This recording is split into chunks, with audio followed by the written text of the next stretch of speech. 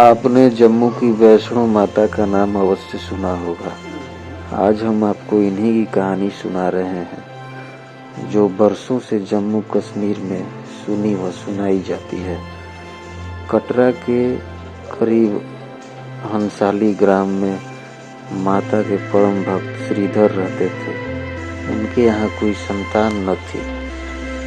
वे इस कारण बहुत दुखी रहते थे। एक दिन उन्होंने नवरात्रि पूजन के लिए कुंवारी कन्याओं को बुलवाया।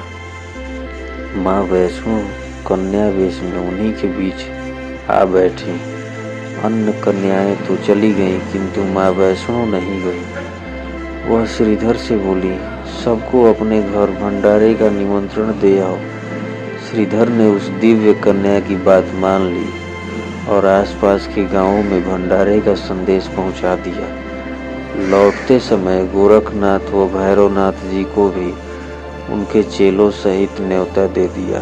सभी अतिथि हैरान थे कि आखिर कौन सी कन्या है जो इतने सारे लोगों को भोजन करवाना चाहती है। श्रीधर की कुटिया में बहुत से लोग बैठ गए। दिव्य कन्या ने एक विचित्र पात्र से भोजन परोसना आरंभ किया।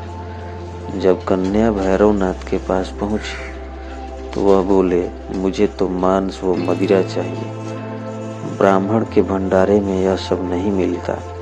कन्या ने दृढ़ स्वर में उत्तर दिया। भैरवनाथ ने जीद पकड़ ली, किंतु माता उसकी चाल भांप गई थी।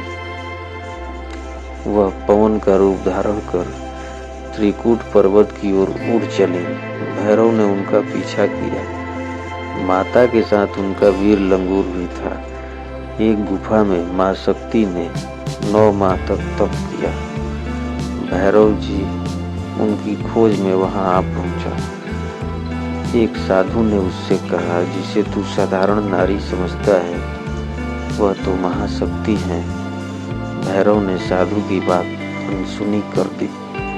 माता गुफा की दूसरी ओर से मार्ग बनाकर बाहर निकल गई। वह गुफा आज भी गर्भजून के नाम से जानी जाती है। देवी ने भैरव को लौटने की चेतावनी भी दी, किंतु वह नहीं माना। माँ गुफा के भीतर चली गई।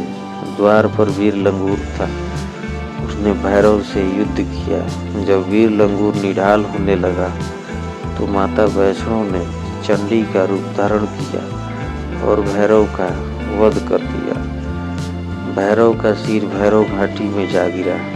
तब माँ ने उसे वरदान दिया कि जो भी मेरे दर्शनों के पश्चात भैरव के दर्शन करेगा उसकी सभी मनोकामनाएं पूरी होंगी। आज भी प्रतिवर्ष लाखों श्रद्धालु माता वैष्णो के दर्शन करने आते हैं। गुफा में माता पिंडी रूप में विराजमान है। धन्यवाद।